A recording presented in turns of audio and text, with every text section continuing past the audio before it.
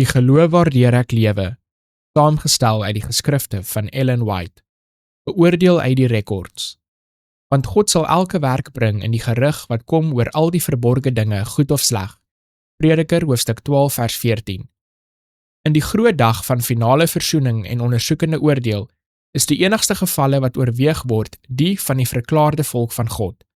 Die oordeel van die goddelose is afsonderlike en aparte werk en vind plaas op 'n later tydperk. Die boeke van rekord in die hemel, waarin die name en die dade van mense geregistreer is, moet die beslissings van die oordeel bepaal. Die boek van die lewe bevat die name van almal wat ooit in die diens van God getree het. Jesus het sy disippels beveel, wees liewer bly dat julle name in die hemele opgeskrywe is. Lukas hoofstuk 10 vers 20. Paulus praat van sy getroue medewerkers, wie se name in die boek van die lewe is. Filippense hoofstuk 4 vers 3. 'n Gedenkboek word vir God geskryf waarin die goeie dade van die wat die Here vrees en sy naam eer opgeteken word. Maleagi hoofstuk 3 vers 16. Hulle woorde van geloof, hulle dade van liefde, word in die hemel opgeteken. Daar is ook 'n rekord van die sondes van mense.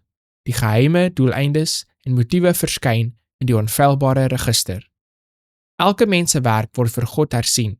Teenoor elke naam in die boeke van die hemel word met verskriklike akkuraatheid elke verkeerde woord, elke selfsugtige daad, elke onvervulde plig en elke geheime sonde met elke listige verbloeming aangeteken. Hemelgestuurde waarskuwings of teregwysings wat verwaarloos word, vermorste oomblikke, onontginde geleenthede, die invloed wat in goeie of ten kwade uitgeoefen word, met sy verrykende gevolge, alles word deur die optekende engel opgeteken. As jou naam in die boek van die lewe van die Lam geregistreer is, dan sal alles met jou goed gaan.